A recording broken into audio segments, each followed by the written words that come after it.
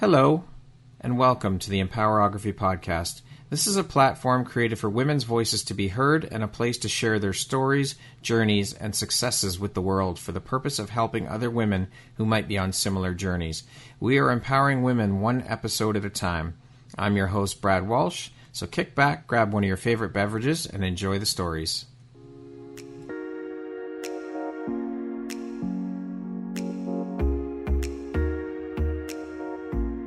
The world needs to hear your message and your story, so don't deny the world of that gift within you that the universe has given you. Someone out there needs to hear your story because it will support them in feeling hope, inspired, and even transformed. Do you want to discover how I help get my clients out of their own way, show up, and confidently share their message? I would love to extend an invitation to you to join me in my free masterclass, Start Your Own Podcast from Idea to Implementation, on Wednesday, April 5th at 1 p.m. Eastern. You can find the registry link in the show notes. Hope to see you there. Hello there, Brad Walsh here, your host of the Empowerography Podcast. Today, my guest is Dr. Heather Browne. She is a psychotherapist, a licensed marriage and family therapist, a TEDx speaker, an author, and a relationship expert. Welcome, Heather. I am so happy to have you here. How are you doing today? I am doing great. How are you, Brad? I am fantastic. That is awesome. Thank you so very much for taking and making the time to be here with me today. I am so excited to jump in and share a little bit about your story, your journey, and the beautiful light you put out into the world through the work you do. So with that being said, let us do just that. Thank you. Heather, the therapist career would be a very demanding job and career on its own, I would imagine. Now you add in all these other things that you're doing. How do you prioritize, and how important is prioritization and organization to you? Oh, it's huge. It's huge because without that, you don't have direction and you waste a lot of time. So I am a to-do list girl, and I do have one every single day. And I have one for the week, and I have one for the month. Wow. And I have one for the year. And the reality is I get to what I can get to. I'm really good at knowing what is the most important. And so my absolute musts happen. And then there's a whole bunch that kind of gets moved around from day to day to day. So I'm very much on top of it, but I also have to realize there's got to be a whole bunch of wiggle room, especially being a therapist, because I get a lot of calls and texts throughout the day. I might start with 4 sessions and I might end the day with 7. So you've got to be able to say, well, what can move if things need to shift? I was really good at juggling when I was in college. And so I think I have changed that to minutes instead of balls. You actually used to juggle. Yes, I was a clown. I made it into a Barnum and Bailey clown school. Seriously?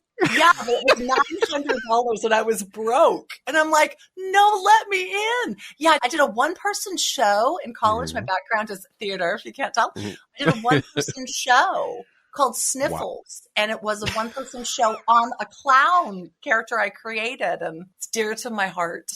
Yeah. That is awesome. I still juggle, but not very well. I was going to say, how are your juggling skills now? Used to impress my children with it. That's for sure. Not so much my late husband, but my kids thought it was amazing. That is amazing. Heather, what motivated and inspired you to get into therapy and pursue a career in this field? And how long have you been a licensed therapist now? 27 years. And the levity of our conversation is going to go boom down really fast. But the reason I'm a psychotherapist is my mom was a paranoid schizophrenic. And an alcoholic, and she killed herself when I was 16. Oh my gosh. And so my childhood was largely like, let's be happy. Let's be the good, beautiful little girl and keep mommy happy and keep mommy here if you can. And so when she passed, it was just a lot to do life without this person who I spent my whole life trying to encourage to live. And then I was disowned by my dad because he really needed me to be smart and practical because I was very bright and do the wise college route. And I wanted to run away and do theater. And he maybe wisely wasn't willing to pay for that. And so he said, if you do theater, you're on your own. And I said, fine, I'm done doing life for everybody else. And it was a long journey for me to actually find who I was and how to be in this world. And in the whole process, it kept morphing. I did attempt professional theater for a couple of years. I did do well, but not well enough. And one day God said to me, instead of pretending to be somebody you're not, how about you help people be who they are supposed to be? And it was like the heavens had opened up and I had no response other than that seems incredibly wise and beautiful. That's profound as shit.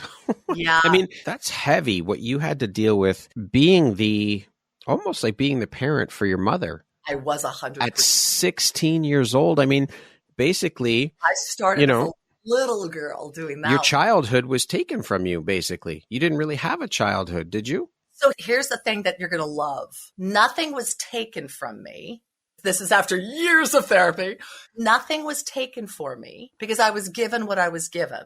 I was not given a childhood that a lot of people have. That was not mine to have. Now, I have realized that as life has gone on and how different my experience was.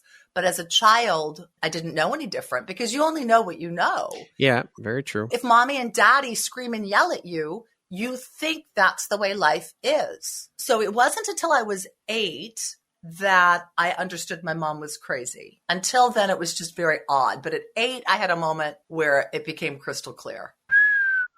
That little tiny tweak in languaging, in shifting the mind to see it that way. Wow, that is incredible.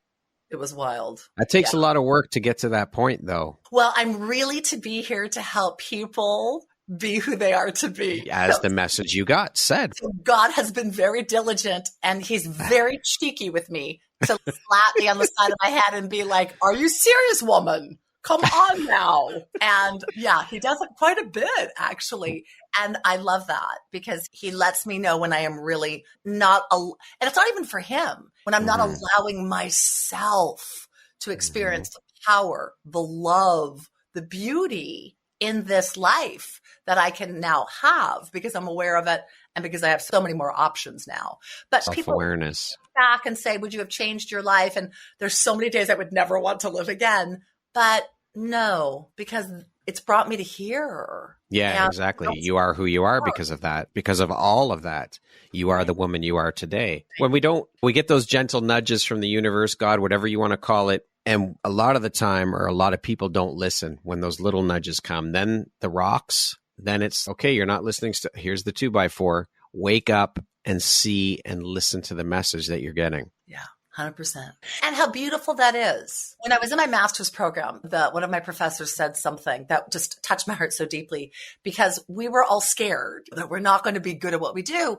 And so he said, guys, you're going to miss stuff. And we all went, no. He goes, oh, you're going to miss stuff all the time. Because if you go down the path of child abuse, you've missed the path of grandma. Yeah. So you can only go down one path at a time. So it's whichever healing journey you're on. He said, and anything that is really important that needs to be expressed will come back. And I went, okay, I will do the best I can with what I pick up and what I feel and what is shared with me. But anything I need to know, like a 2x4, it's going to come back and I'm going to see it the next time. And it's true. It's because the universe, God, wants us to do everything that we can do to have this experience be as blessed as possible. And when we're not doing our part, if you will, the universe just lets us know it could be different. Yeah. But it's still up to us to decide. For sure. Yeah. My dad always said to me, what's meant for you will never, ever go by you. That is a beautiful phrase. It is. And I live by those words. It's true. What's meant for you will never go by you. If it's meant for you, it will happen. If it's not, then, it comes into your life to show you something. And if it's not meant to be, you won't get it back again. Yeah. That's just the way the universe works. Yeah. I love that. Those words always echo in my head. I love it. I remember when Ted died, I get messages. So the message I got was, I have not so much as taken away. I have moved you. You're no longer there. You're here and I'm with you. And I wrestled with it. And I went, you haven't so much as taken away. Dear God, what the hell? And he literally said, you're just not sharp enough to get it yet. And I wanted to say, you God, but that would be a little too far in my cheekiness with him. But I did get it. Ted was in my life for almost 25 years, every day. Yeah. In my life. One moment out. Yeah. 1 minute 1 second. That's it. Yeah. And then never put back in again, which has, of course, been hard. But it gave me a new awareness when I got the second part, which took me even longer. I wake up every morning, and because I wake up, I therefore am here. And I get to have at least part of the day, hopefully a whole day, as Heather on this planet. Nothing else is necessarily mine to have. And it's whatever's on my plate. Fortunately, it's been my kids. It's been my practice.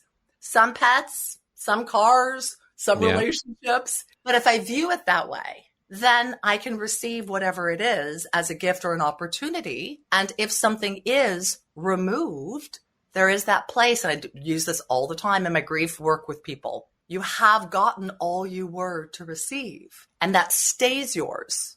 And you will never lose that. You'll never lose any of the love that you have had. You just don't get more. And that's the part that frees the people, but that's also the part that's so friggin' hard because we want more. Of course, that's not always necessarily going to be the path that we're given. I love that. Thank you very much for sharing that, Heather. You're welcome. When you're doing your therapy work, do you find it hard not to bring your work home with you? And how do you deal with that so that you do your best not to do just that? I mean, I'm sure now, so far into your career where you are now, you've learned, but early on, was that a problem or is it still? It depends upon the health of the clients. And so I'm very careful in screening who I see. Okay. Because I want to make certain that I really feel I'm well equipped, and I want to make certain that I really feel as much as I can that we have a bond. So we're going to walk this together. The place where it becomes incredibly uncomfortable and hard is if you don't have that and someone goes into crisis, but not crisis where they need to be hospitalized. Lots of acting out behavior. And if you have people who are not willing to really navigate with you what it is that is healthier for them. That's when you can get the middle of the night phone calls. And I have had to not take a couple of clients back in my practice of 27 years. There's 4 clients that once we wrapped up, we wrapped up, I have chosen to not take them back, which on my heart, it's sad because I'd like to be able to be there for everyone. However, they were so not respectful of what we laid out. So I would get phone calls at midnight, 1, 2, 3 in the morning on the weekend, on the holidays saying, we need a session now. And it's not 1-800 call Heather therapist. So they'd say, this is the work we need to do. I can't work with you if you only call me in crisis. I can help you from bleeding out, but I'm not helping you get to the core. We've got to get to the core. They didn't want that. They really just wanted someone at the emergency moment. And that's not my type of therapy. So in those situations, it's brutal, but I'm very clear. I'm very direct. And so the people really know what our commitment to each other is. And I work deeply. So yes, I carry my people with me always, but I've also learned to just incorporate that as part of who I am. I'm praying for them throughout the day. I'm thinking about them. It's not like Heather in the office and now Heather is another person, but I've also learned to do this life, holding on to them all throughout the day and have that actually be a gift and a blessing. It takes me to deeper places of tenderness, takes me to deeper places of contemplation. And so I'm grateful for that integration. But I also think that's what makes me very different than most therapists, because like I'll text somebody at 7 a.m. when they're having surgery. I'll call them that night and say, do you want to talk? I know when they have that important interview. So their life is important to me. Yeah. But at the same time, you have to have those boundaries for yourself. I mean, you have to protect your mental health. 100%. Because you're taking on a lot. You're listening to people's issues that they're dealing with, and you have to self-care as well. 100%. I have one client who maybe we do 2 sessions a year. It's always phone. She's high functional. She's complete workaholic. So she'll work like 90 hours a week. And so her message is always the same. How early can we meet? And I always have the same response. What to you means early? And she'll say 5:30 in the morning. And I love this girl. I'm like, hell no. And she's like, well, Heather, you could still be in bed. You could be in your PJs. It'll be on the phone. I'm like, but that means I've gotten up at 4:30. So I'm ready and sharp. Yeah. Which means an hour and a half less sleep which means it will impact all of my clients for the rest of the day. Yep. 6 o'clock, I'll do 6. And she's, I'll do 6. That's all you get. Yeah. And you have to know.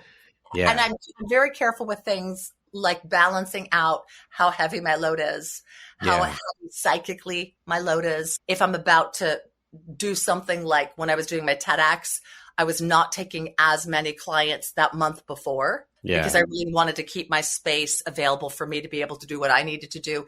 If I'm going on a vacation the month before, I'm very selective if I take anybody new. And I just say, I need to make certain you're going to be okay, that I'm going to be gone for 2 weeks. So I've learned that well. Yeah, I've learned that well. But it is something you need to be on top of. Eating, sleeping, friends, activities. Yeah. 100%. Now, I've heard people say that work in the therapy world, that this work chose them as opposed to them choosing the field of work to get into. Do you feel the same way? And if so, why do you feel that way? Well, God kind of answered that one. So I would say yes. I think it's truly both, because I can look at it as the career chose me, or I can look at it that the reason I chose the career is because my heart knew that was right. So I think it's both. Yeah. Don't we choose that which we think we are to be? So chicken or the egg, like which came first? Yeah, very true. Yeah, I think it's both. How about this? I chose to be chosen. There you go. I like that. What, in your opinion, is one of the most important qualities or skill sets in a therapist? Compassion. I'm going to say even beyond empathy in some ways, because compassion is a warmth that you have even before there's a challenge. It's, I'm going to care for you in your journey. People will reach out to me when I haven't seen them for a while, and they'll say, I need my Heather fix. And I'm like, yeah, I know what that is. They come on in and I love on them and we laugh. Yeah. I also am incredibly direct with my clients, and it's part of why they love me. So I'll say to them, I'd like to share something with you, but I need to make certain you can receive this with love. And then they go, damn. And I'm like, okay. Yeah, so much love. Can you feel it? And they're like, yes. And then they say, I think you're screwing up right now. You're saying this, but let's go deeper. And they're like, I know. And this is why I came. So I'm very warm, compassionate, loving in the way I bring it. But someone literally said I was brutally honest in a Yelp review. And I thought, brutally honest? I thought, well, compassionately brutally honest. Yeah, I totally am. Yeah. But it doesn't serve people if I'm not. I had a gentleman early in my career, it was couples counseling, and he said, it was super early on, he said to me at the end of the session, I do not like you. Wow. Yeah. And I went, because like I have been a people pleaser my whole life. Yeah. I went, think, Heather, think. And so I responded to him and I said, well, okay, it's a good thing you didn't come to me to be your friend. It's a good thing you came to me as your therapist. And this whole session, you have said I am helpful. So I will see you next week. I walked out the door and I was like, what? That was damn good. So we worked together very well. And at the end of 4 sessions, he literally said to me, I think I kind of like you. I said, isn't that nice? It's always coming from a place of love, though. Well, but what it did, and as a therapist, it's one of the things I'm so grateful for. It freed me. My clients don't have to like me. No, true. I have to help them. Yeah. I have to help them help themselves. And so that showed me, okay, other people aren't going to like you. Things are going to happen and you're going to have to deal with it. And so it let me be so much more ballsy. Yeah. And really get to the meat of it. And so for that gentleman, though it was a really uncomfortable moment, I will always be grateful to him because I learned so much from him in that moment. Well, you're not there to be their friends. As you said, you're there to be their therapist. That's the way it is. And a lot of therapists try to be friends. So many people come to me and they say, I've been with them for 3 months and I don't think I've gotten anything. And I literally tell people, give me 1 session. 1, not 3, not 4, not 10, 1. You're going to see growth, change, awareness in that first session, or do not come back. And they knew that every session, because every session I do what I think is my role as a therapist, which is to find out what do you need from this session? Where are you wanting to go? And how do I help you go there? So at the end of the session, I say, is there anything else? Is there anything that we have missed or not touched upon? And they say, no, I'm good.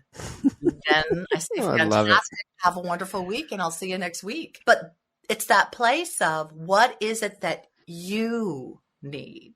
And that's the key, in my opinion, in the helping profession.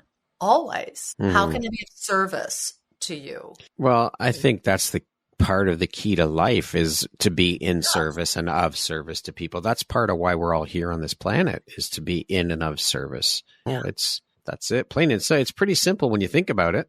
It really is. Simple. Like we are love people, love ourselves, love the journey, and help people do the same for them and allow them to do the same for us so that we can receive that. Well, that's the other thing. A lot of us, that's a real tricky place. That is the key right there, is the receiving bit. And I'm going through that journey right now with learning to receive, because I'm a giver. I love to give and to help and to support people. But this is another lesson I learned when I was in Vegas, because this came up multiple times, is that you can't give without learning to receive. It's a cycle. You have to learn how to receive. Otherwise, you're not going to be able to give. You're not going to be able to complete that cycle. You have to learn.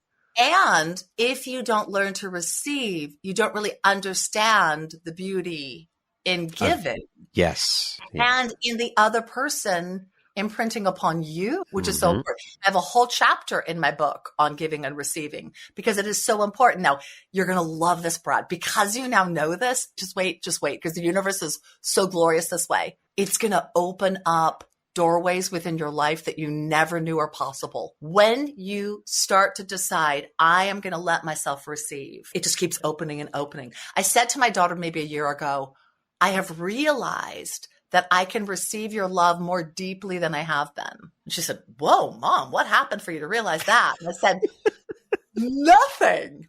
I've realized I am now willing, able, and that means I'm going to be able to love you even more deeply. And she said, awesome. Am I going to be able to feel it? I'm like, hell yeah. But as soon as I did that, you feel it open more. There's more. So I tell my kids, think about how much I'm going to love you in 6 months. And they go, I can't wait. Me too. Think how much I'm going to love you in 20 years. So when you open yourself to, that is why I'm here, to learn how to love more and more and receive love more and more. We just start to become this human hug thing. Truly, it's like the womb. Like we're creating the womb for each other. They talk about going through the world and making the golden egg around you if you do chakra work or yoga egg, and to keep yourself safe. And that is what we're doing with our love, if you will. We're creating this beautiful holding space for one another, that I am here with you and I will be here with you as you will receive me. And isn't that glorious? It is. It's beautiful. Love is the highest vibration on the planet. And it is. John Lennon, Paul McCartney, they had it. It's all you need. And as hippy dippy as it sounds, it's the truth. That's all we need. Yeah. In every situation, at every moment, it's what we need. Yeah. When someone's angry, they need more love. When they're sad, they need more love. When they're frustrated, they need more love. It came to me when I was at a market. I was just starting my master's journey, and there was this kid screaming, and the mother truly was, poor thing. She was just being horrible. Shut up, or I won't let you have that lollipop. And we're all in line. Ugh. And I remember thinking, I wish I had a business card to give that woman to help her out. And I'm thinking, thank God I didn't, because I was so not in the right place. So as I'm in line and the teller's doing mine, and I'm in my head grumbling, shut up, and what a horrible mother you are, like all this dreadful thought. The man behind me literally said, I wonder what is hurting that child so deeply that he is protesting so loudly. And it was like a knife had been stabbed into my heart. And I went, oh my God, I had no compassion for either of them. I wanted to turn around, but I swear to God, I thought it was going to be Jesus or Gandhi or Muhammad. So I in my shame, put my head down and paid my money and went out to my car. And I thought, never again, Heather. Never again. If someone is screaming or yelling, they're hurting. Recognize the hurt before you focus on the screaming. And that has become a massive key to my work, especially working with couples. Yeah. Let's focus on the hurt? And then we'll focus on the behavior, the words, what have you. How can I help you feel supported, loved, cared for? So it's safer for you now to say, I'm scared, I'm worried, I'm frightened, I'm angry, what have you. Yeah. Yeah. Seeing that you work in two different areas of therapy, do you have a preference for one over the other, say marriage therapy or couples counseling over family, or the other way around, or is it neither here nor there? No, because every person, every relationship is different. But couples work is much harder than individual work. Okay. Because you have both people. Two personalities. And the relationship. So I really have three clients. I've got client one, client two, and then the relationship. And the relationship's my primary. It's why so few people will do couples work. It's hard. Yeah. So for that reason, I do not want my whole practice to be couples. Right. It's so much harder. I also really like to go very deeply. And you can do that more directly individually because you just go the one path versus so many. But it's beautiful to have the balance of both. It really is. And they sharpen me. They both sharpen me for the other.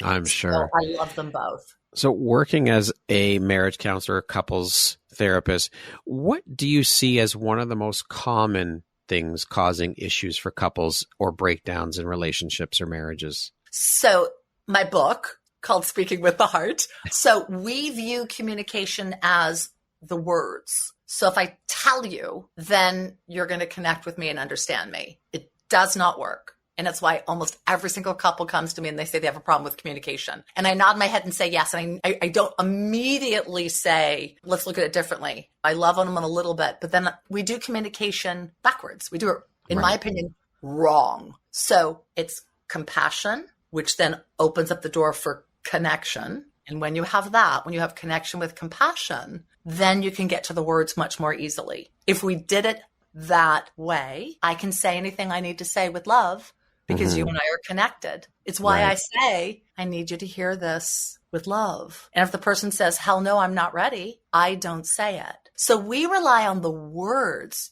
This will make so much sense. We rely on the words to determine the experience. But words are simply trying to explain what we're feeling. We need to allow ourselves to bring the feeling and then to have the words used just to kind of explain it, color it. So what we do, we're so silly humans. We bring the emotion flooded, massive, and then we this is what I mean. But the person listening's and lost. Yeah. It's so huge, it's so big. And they're angry? This feels suicidal. It doesn't match up. And so our brain, you don't understand me. I'm dear God, I don't understand you. What the hell is this? Yeah. Instead of giving ourselves the opportunity to really bring the crystallization of what it is. I'm sad, I'm lonely. Can you hug me? So the biggest problem is we do not know how to share our feelings, our thoughts, our beliefs, our emotions in a way that creates a conversation, a connection that is healthy. And this is a place where my mom was such a gift to me. She was such a gift to me in so many areas, but I knew we didn't have the same reality. So I don't ever believe anybody else has the same reality. And most people don't think that. They think, well, you think the way I think. You're going to get this. And never expect that. No, because we're all different. We're all different. We've got different experiences. Yes. If I say to you hot dog, most people will say baseball, barbecues, American dream. I think dad's out of a job again because we ate hot dogs when we were broke. Your experience. So it's really helping people find the way to share their heart and really take responsibility that your feelings are yours. Your thoughts are yours. The other person didn't make you mad. It's not the other person's responsibility. A person can't make you feel something. No. That's you doing that. And that is a prickly place with my people. It is. But I also say you're going to hate it and you're going to love it because it means you get to decide really the outcome of this for you, which is heavenly. You get to control where you go with this, but it also means fairy godmother, Santa, person on the white horse, or the little princess isn't going to do it for you.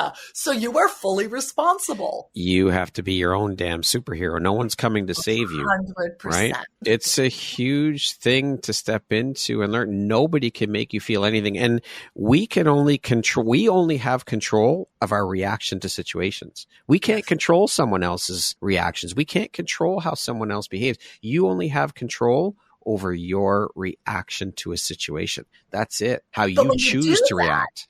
But when you do that, you free yourself. Because if you say, okay, so I get to have control over what I think, feel, believe, then if I choose to, I walk into this little reality of Heather into any situation and I don't lose myself. If the situation defines me, who the hell knows? I was in New York when I was 18 and I was standing on a street corner. I'm 6 feet tall. And so I'm pretty much always the tallest person. But I was standing on a street corner and I think they were either German or Russian men. These 4 men standing around me and I looked up and I'm like, oh dear God, I'm small. And then they stepped off the street corner and I became the Amazon that I am once again. But my brain went, what was that? And I went, my reality changed my belief of me. I am not small. But in a moment, I was smaller. So when we get that if we're not careful, our reality will define us if we let go of our definition of us. If you put me in a room of 25-year-old supermodels and you say, who is the ugliest person in the room? 100%, 100% Heather, 100%. Yeah. But I'm not ugly in my opinion, but I'm not a 25-year-old supermodel. So exactly. It's really important to remember that who you are stays if you allow it to. And the environment shifts. Now, when you take that in deeply, what a beautiful place of comfort. I stay me. Like I can kind of know me. I can feel pretty safe with me. And now I just need to figure out this world around me. So, okay, this will make sense. So in childhood, the reason why the child blames themselves is because as a child, it is too scary to think environment is not safe. If mommy and daddy aren't safe, I'm at risk because I need mommy and daddy.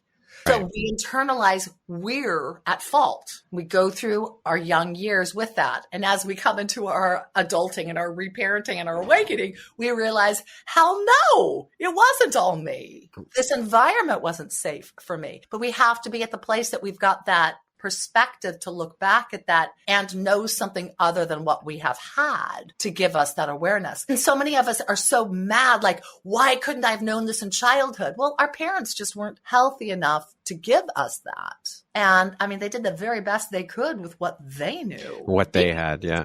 Hard. But sitting there thinking about, well, why didn't I do this or why didn't I know this then? It doesn't serve you.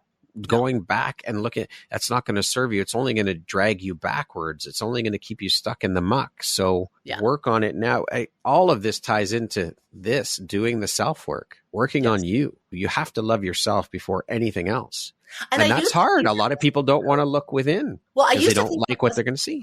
I used to say, no, that's not true. I love other people. Like, I don't have to really love myself that much. Like, I love other people. And then the more I've worked on my self-work, I'm like, oh, it's different. Because when you really love yourself, then there's no reason to not love everybody else. Oh, you screwed up and you talked to me rudely. Yeah, I do that sometimes too. What do you need so you don't have to look at me in such a nasty way? You start to accept other people and their humanness because you have accepted your own. And isn't it funny that we think that that's hard? We say that's hard work. And it is. But what if we were to tell ourselves, I'm on the path to really love me? Then I'm going to want to do it a whole lot more. If I say, oh, it's really hard and dark night of the soul and you have to kill the ego and yikes, you have to relive all your traumas and we're going to visualize them and go through them again and break them apart. It's kind of, oh, wow. Just recently, I thought, look up the word vulnerability. I know what it means. I thought, no, look up the word vulnerability. And when I get a prompt, I follow it. So it basically said, putting yourself in a situation where you know that you're going to be hurt. And I went, what the hell? Who wants to torture themselves like that? Horrible. Yeah. Okay. You wanted me to look this up for a reason. What's the reason? I went, oh, so we say, oh my God, I have to be vulnerable to you. Please don't hurt me. And I thought, why are we doing this? Why do we not say, Brad, I choose to be open to you. Will you choose to be open with me too? And if so, I'm going to let you out all the way in. And if you say, yeah, not really into it, Heather, I'd say, okay, let me know if you change your mind. So it's really willingness, openness, not let me like rip open my heart. Yeah, let me rip you open. Pull out your samurai swords and massacre me. So funny.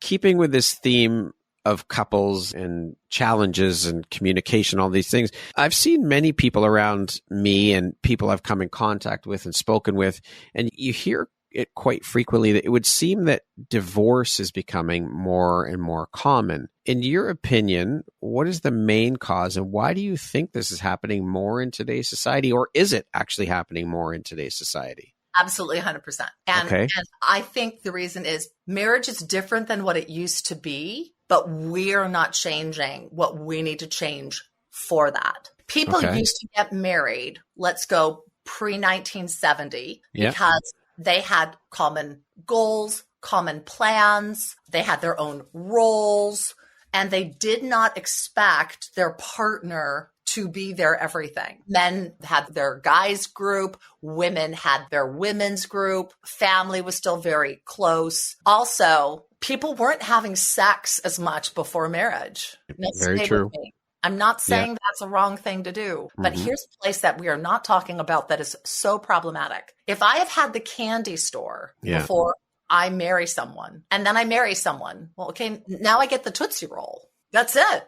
So I'm not saying you can't have sex before marriage at all, but we got to look at that. We have opened ourselves up to sexual pleasure and delight and opportunity. And then now you get married, it's like, it's only you. And I'm used to actually having many people or several situations or people for a short term. Plus, the role of women has changed. So we no longer are the housewife staying home. We now are the career women, and we say, I am equal to you. Poor men. I am equal to you. You will treat me by God as an equal. And yet I also want to be the princess that you just take care of me and make me feel safe and tell me I am beautiful. So men are like, okay, what am I supposed to do here? Am I supposed to treat you like an equal and not in any way disempower you? Or am I supposed to lift you up and praise you? Or am I supposed to be the protector? So we've made men psychotic because we don't know what we want and what we are. And then we also say, and this is another place, you can have everything that you want. Make your list of every characteristic you want of your person, and you will find that person who checks off every box and they'll be perfect for you. I don't know what reality that comes in, but no one on this world was born to be perfect. No. You. That's not their role. So we're telling ourselves, I can have everything. I can have like amazing sex with my partner whenever I want it and be loved and adored, and I can be corporate and And it's baloney. You have two people who care for each other and want to love on each other and keep talking about it and need to be creative and need to be playful and need to keep it spicy and exciting. But we have not changed the way we do marriage. We've just changed the way we do us. So then we say, you're not pleasing me. This isn't serving me. This isn't what I want. I'm bored. Out. We've got to change the way we do marriage and the responsibility we take in marriage for this to change. Or we need to say the vows don't mean the vows. Don't get married. Don't say till death do us part. Yeah.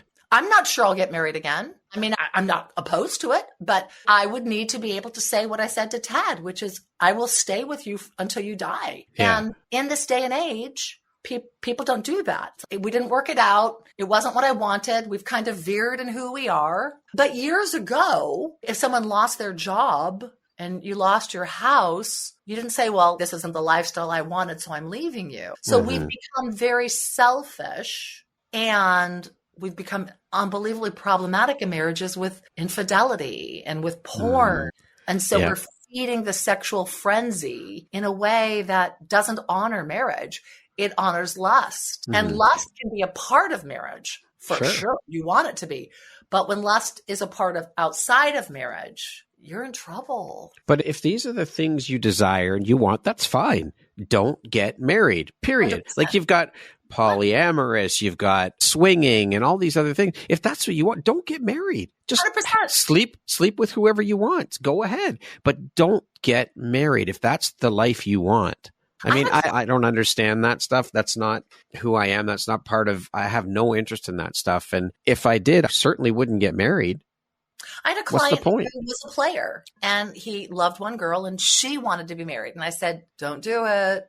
Don't do it. You're a player. Don't do it. She's going to believe you're just with her. And at some point she's going to find out and you're going to destroy this poor girl. She's great as your girlfriend. Don't. And he didn't listen, got married. And guess what happened? They split. And it was a really sad divorce. Because she was devastated. And I told him, you are not someone to marry. You like having spice and variety. And there's nothing wrong with that as long as you protect yourself and you're honest. Yep. Now, sure. I loved being committed. I loved that feeling of it is us. But that suits me. So the point of marriage is not, we could be great together for a while. The point of marriage is I am committing to walking my entire life with you. That's a different kind of commitment. And people used to really do that. And we don't anymore. What are your thoughts then if both of the participating parties are in agreement with a polyamorous relationship or swinging, or if both parties consent to it, is it okay? Well, that's up to them to decide. Yeah. It's not to decide for anybody else. When I have had couples who have chosen that or exploring that, I said, you got to keep the communication really open. Yeah. Because it is hard for jealousy to not creep in. It's hard for insecurity to not creep in. I had a really interesting couple. The woman had horrific health issues, endometriosis and all sorts of things. They had not found a way for sex to not be excruciating painful. Yeah. And they would do like everything else, but that was not something she could do. And she really wanted her husband to have that. Yeah. And so she said to him, don't tell me who, and I don't ever want you to see them more than once. Promise me you will not see them more than once because I don't want you to have an emotional relationship with them. Yeah. And you have to use protection. But if that is something that you desire, I want you to have that. And I sat in that room like floored, thinking, how is this going to go? How will this be? She loved her husband so much and he loved her so much. And it was beautiful to watch the journey because they went in and out of him loving her so much that he'd say, it doesn't matter. All I want is you. So like, I don't need that. And then her saying, but I can't give you that. And that would be so pleasurable. And I want to be able to give that to you. Like it was the most beautiful love expression, though they ended up at the end just being each other at that period of time. Which was lovely too. But there's a place of really talking through what you're doing because otherwise it could be a disaster. Oh yeah, for sure.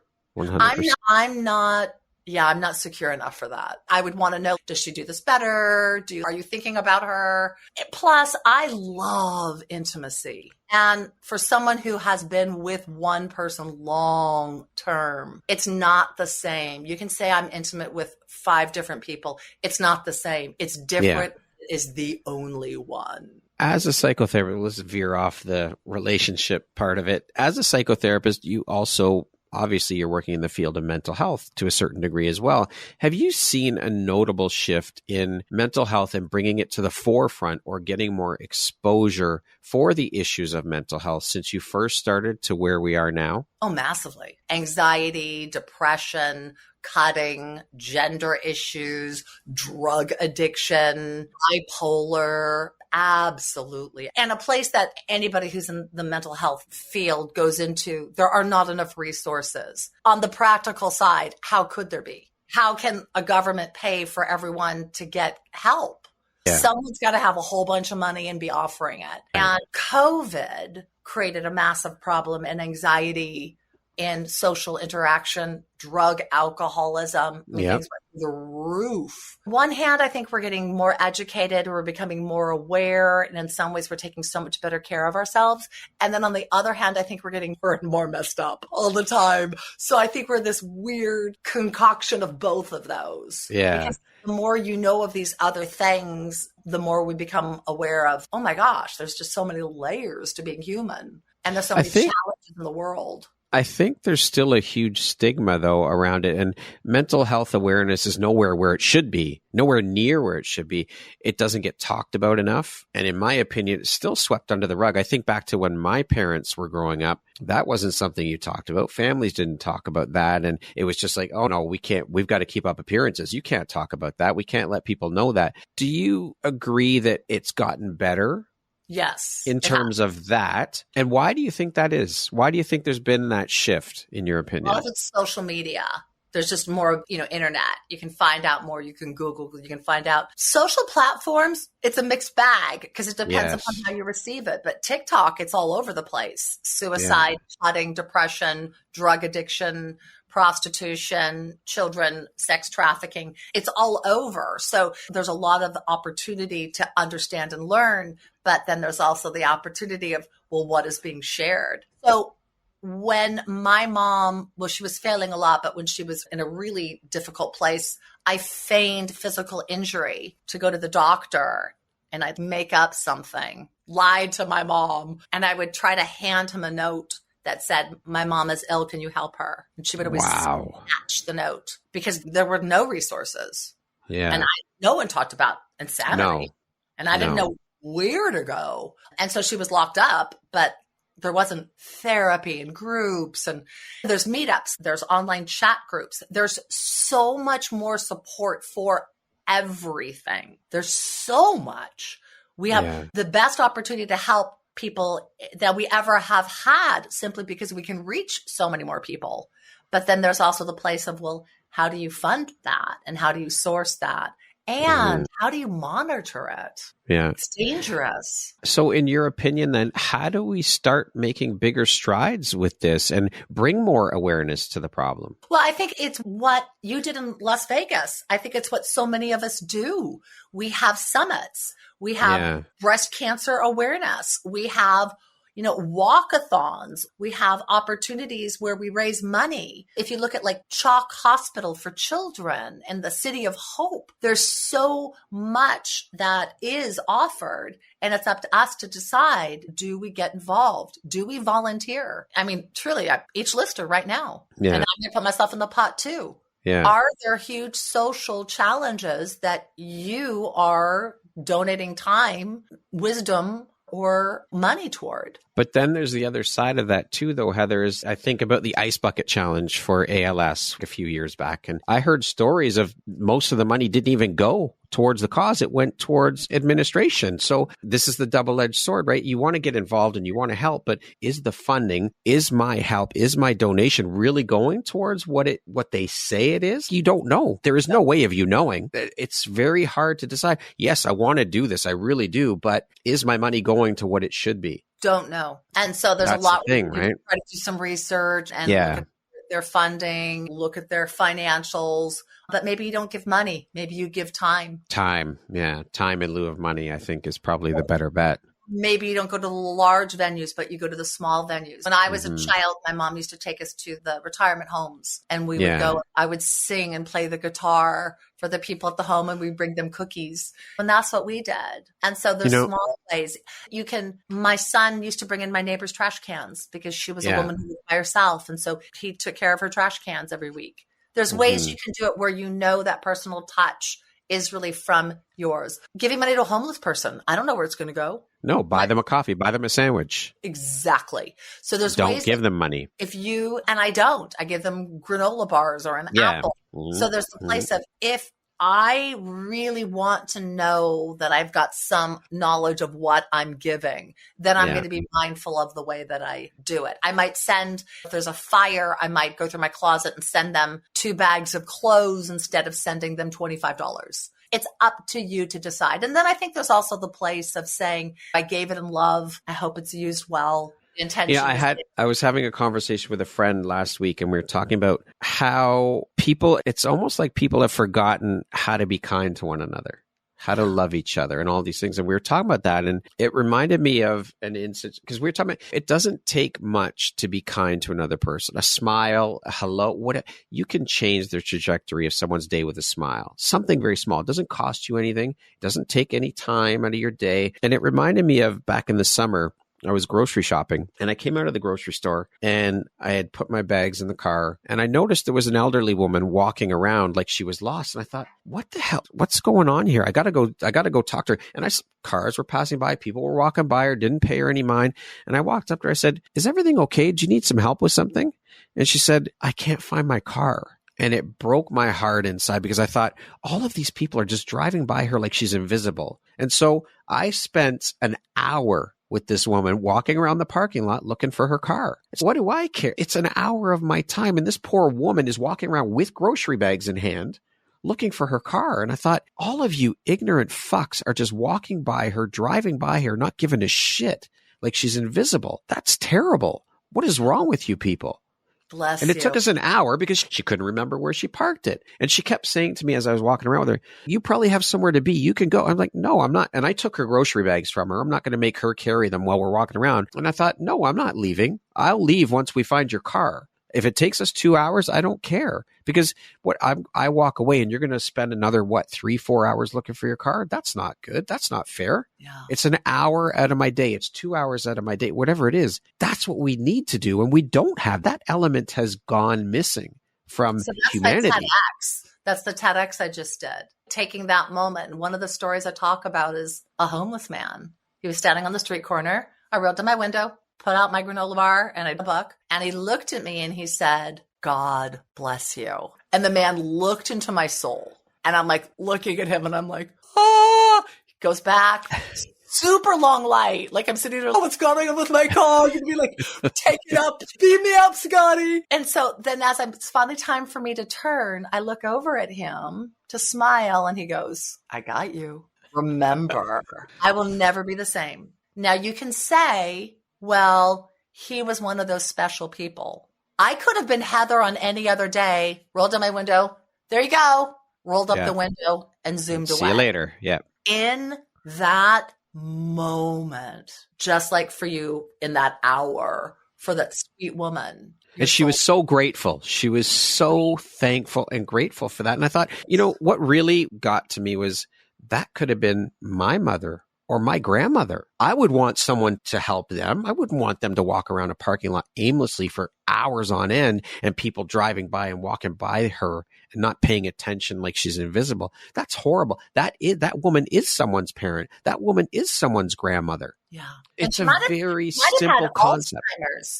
I have contact with people who have Alzheimer's, and they're never going to find their car because they don't even have a car. You don't know somebody else's situation. And there is the place of, but for the grace of God go I. Like, do I want to help others, or am I just a little too busy in this world? And if you think back on those moments where you've done something beautiful like that, you don't ever wish you hadn't. I found a wallet in the street maybe a year ago, and I'm like, I think that's a wallet.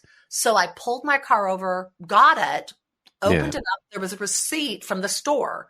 So I went to the store and I said, I think someone just shopped here. They dropped their wallet. They said, we can't take it. And I said, but he was your customer.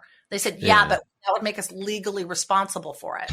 Go take it to the police station. I'm thinking, can't we just track this poor guy down? So I literally found him on Facebook and messaged him and said, I think I found your wallet. Contact me. It took an hour, but he showed up at the mall and he kept saying, thinking like, hey, if I lost my wallet, it's a hassle. To get all your ID. Who gives a shit about the money? When you really think about it, it's about getting the credit cards, the license, all of that stuff. That is such a pain in the ass. Such a pain in the ass. Yeah. And it doesn't cost you anything to be kind. It doesn't cost you a cent. I saved that man so much time. You were with a woman who was overwhelmed, confused, frustrated, maybe hurting, carrying marketing bags for a long time. Yeah. I mean, how beautiful that you loved her like that. What a beautiful man you are. Well, thank you. I mean, maybe it's a little bit selfish because it made me feel incredible. I felt really good to be able to do that for someone. But how is that selfish? If I love on you and I feel good loving on you, how is that selfish? Here we go. That's the receiving aspect you talked about before. Yeah. That's the gift. Thank you. I received that. I received what you just shared. And that's why we do it. We do it to feel good for them and for us. But that's the beauty of love. It multiplies. If I love on you, oh my God, I'm feeling it. Yeah, for sure. So you mentioned your TEDx talk. That whole experience for you, getting a TEDx talk is a huge deal for a lot of people. It's a dream for a lot of people. It's a bucket list item. Was that what it was for you as well? Was that something that you really strived for and wanted to? Yeah. Okay. So, because I do this a lot, and this is my practice is like this too. But when I wanted to learn to do an online program, they said, go on podcasts. So I thought, okay. So the first podcast I went on, fell in love with the woman. We've become dear friends. I will meet her in life sometime. And she said to me, you're a natural storyteller. I do it all the time. She goes, have you ever wanted to be a speaker? I'm like, well, I've been a speaker. She goes, what about a TEDx? And I said, that'd be cool. And she said, what if I connected you with someone? I'm like, okay. So she connected me with a TEDx coach. I shared with him my story. It's a beautiful story. It's about my mom and me realizing how to love her through our different realities. And he said, oh, dear God, Heather, this needs to be heard. I'm like, okay. Sure. So all right. And then I applied, and it was my 23rd application that got, I mean, sometimes it takes you a while. He said, figure 50 to 100. I'm like, okay. And then it was a 5-month process once I was chosen of rehearsals and practice and all of that. So very well may do another one. I have the titles in my head. I know what they would be if I do, but I would need to be able to commit once again to another 4 or 5 months. And so right now it's not on the top of my list, but just to say I did it. Well, to have that little thing in your email signature, that feather in your cap on the resume, whatever it is, it's credibility. Well, and I'm just proud of myself. Yeah. Heather. So I said to myself last year, you're going to land a TEDx and you're going to get your book published. And both of them have happened. I'm like, super proud of you, woman. And we'll see what's next. I have another book I've co-authored with someone, which will probably come out at the end of this year. And I'd love a lot more speaking engagements. And I really want to do some retreats where I come in and help on the communication side and loving on people's sides. So I keep throwing that out there to places. So speaking, writing, beautiful. Retreats. But it was an amazing. Anyone who wants to do it, I highly urge you to. It's a great opportunity to meet beautiful people. I'm in the process of filling out an application right now for one. So there we go. Oh, when you need to have test guinea pigs to do it, contact me, because you're going to have to do it 100 times to feel really comfortable. I will take you up on that offer, Heather. Be careful what you put out there. I will offer it. I think I reached out to every single person I knew, because you get it down, you feel good, and then it's robotic and awful. And then you keep doing it till you fall in love with it again. And then it's blessed. But it's a lot. I practiced it every single day for 2 months in front of someone live or online. Every single day for 2 months.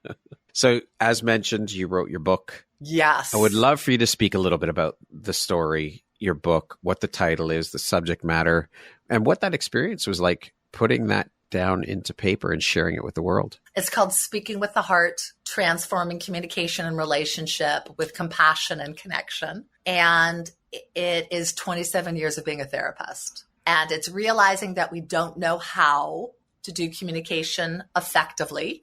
So showing people how to do it really differently, the questions to ask before you step into an important conversation. What is the outcome you want to have? How do you create a safe container? And I cover attachment styles and love languages and giving and receiving and fear and triggers and anger and fighting and how to not fight and sex and money and family and intimacy and sex and play and budget and holidays. Everything. And all of it. Yeah, I cover almost all. I don't cover drug addiction. I don't cover domestic violence because I just don't think I can do that wisely in a book. Like you need someone in there with you. But so fun. And that came out of the TEDx. Okay. So Lisa, my podcast friend, started the podcast to the meet Caesar for the TEDx, did Caesar for the TEDx. Then he said, well, this is a book. I'm like, I know. And I said, but I don't have time to do it because I'm doing the TEDx. So he connected me with Ashley, who's a book coach.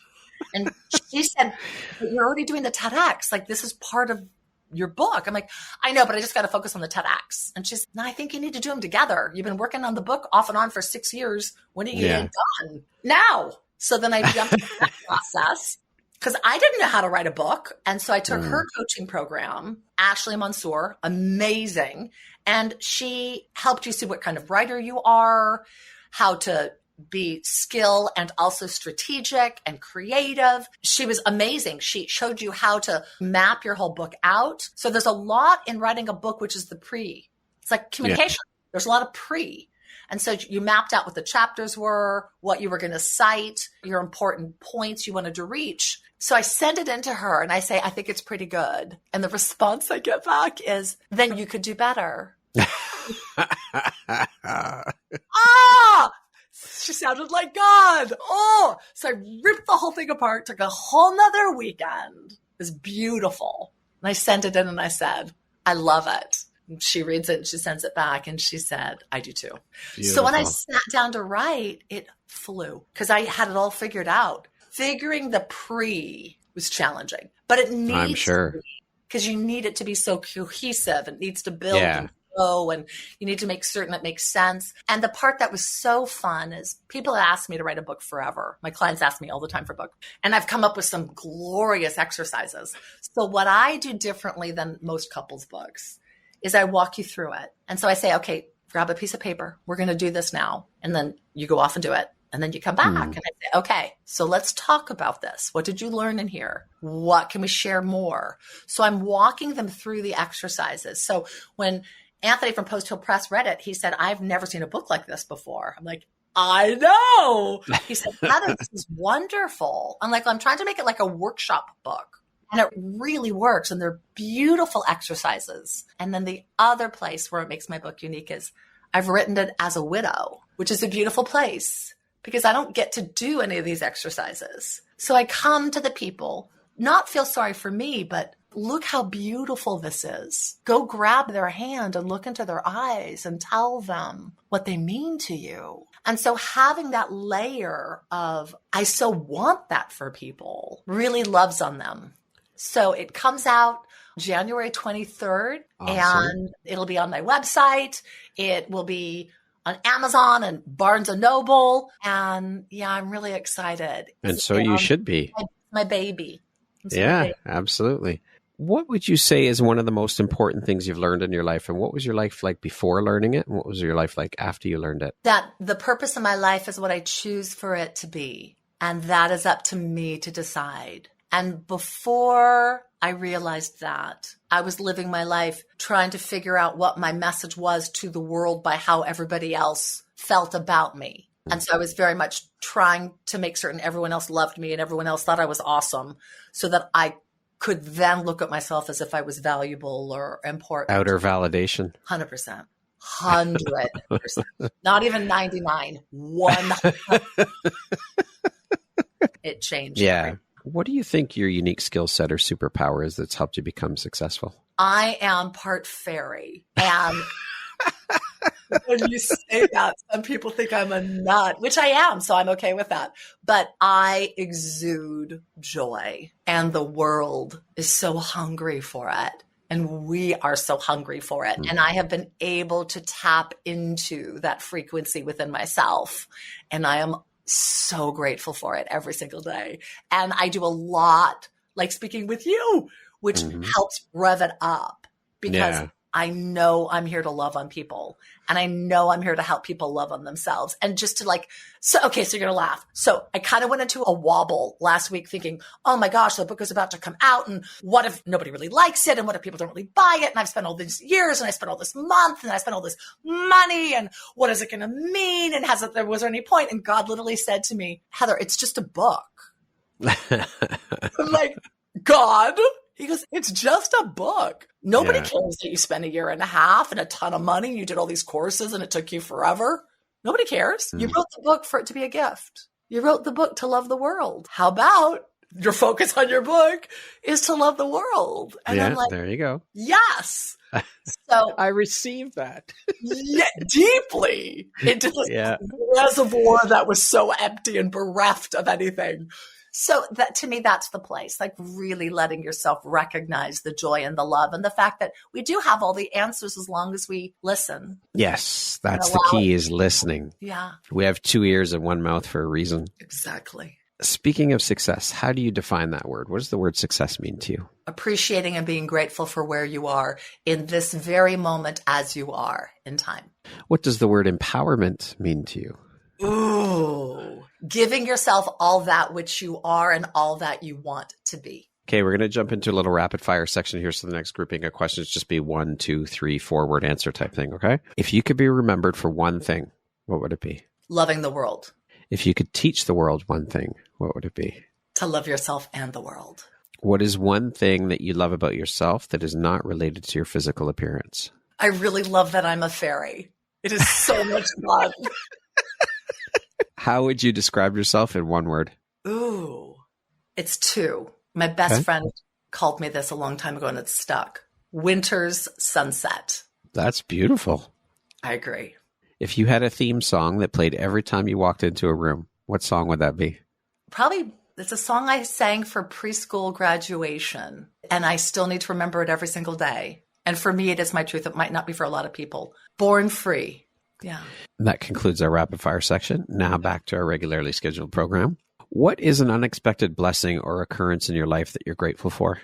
The ability to really be fueled and also to spark people in love and excitement and transformation.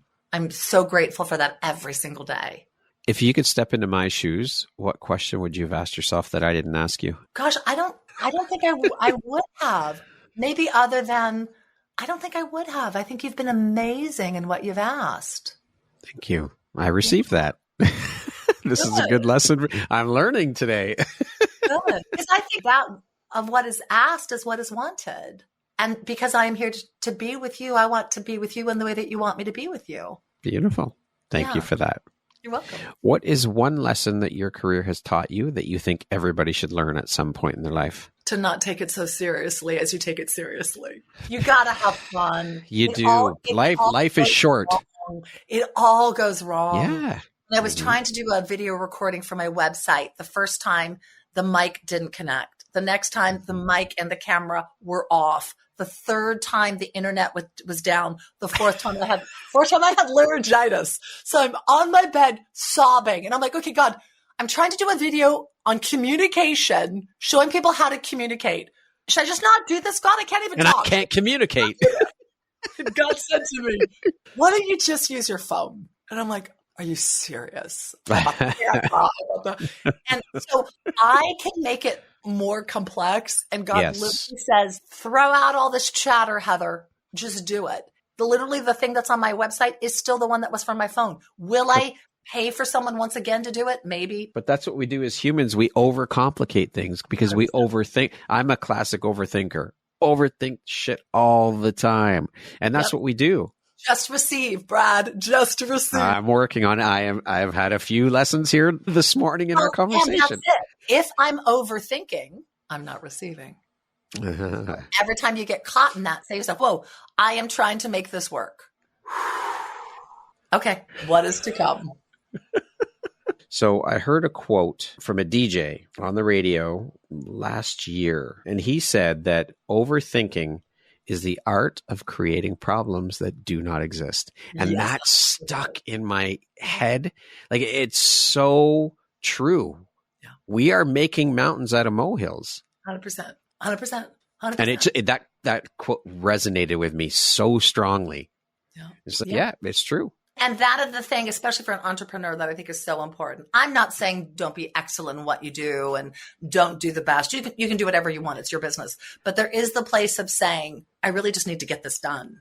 I really just need to get this out there. Yeah. And so how do I do this as smoothly, as beautifully, as wonderfully as I can, knowing it'll go wrong? As I stepped out onto the TEDx stage, you step on a red carpet. My foot went underneath it. So I stepped back and I went, and did it again. I am so grateful I am where I am in my life, because if I had done that 5 years ago, I would have been embarrassed. Life is messy. There's no such thing as perfection. Just embrace it. Let's just you're doing a live or you're doing a recording and you slip up with your words. You trip over who cares? And even just speaking about your TEDx talk, you're giving your talk and maybe you forget something or you fumble over your words or you miss a part of it. It's like when you think about it, the people in the audience have no idea what your talk is supposed to sound like. So who cares? And they're going to edit it.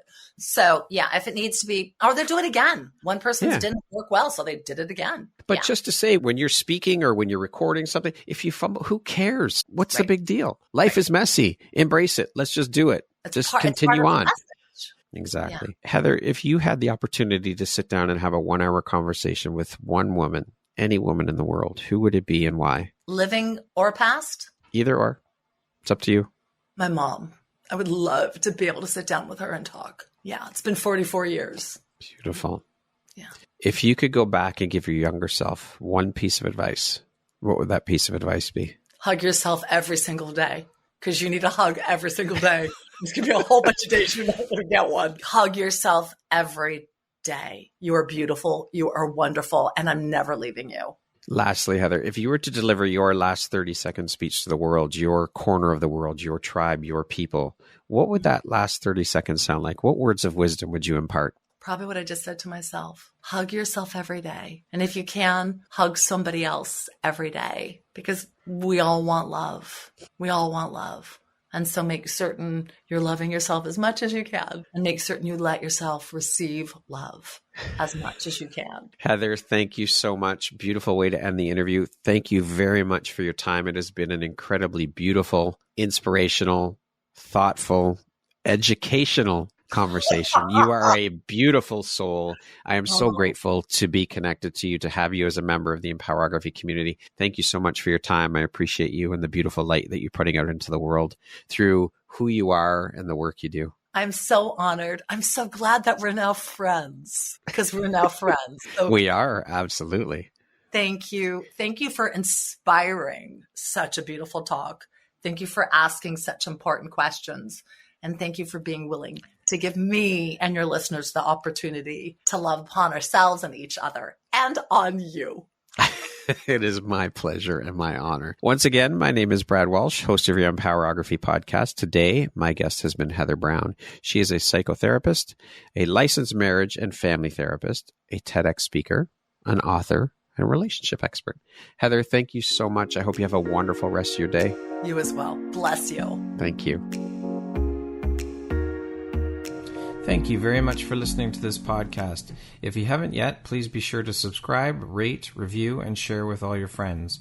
You can find me at viseuphoria.ca and follow me on Instagram at Empowerography Podcast and on Facebook at Empowerography. Please join me next time for another inspirational story from yet another amazing woman.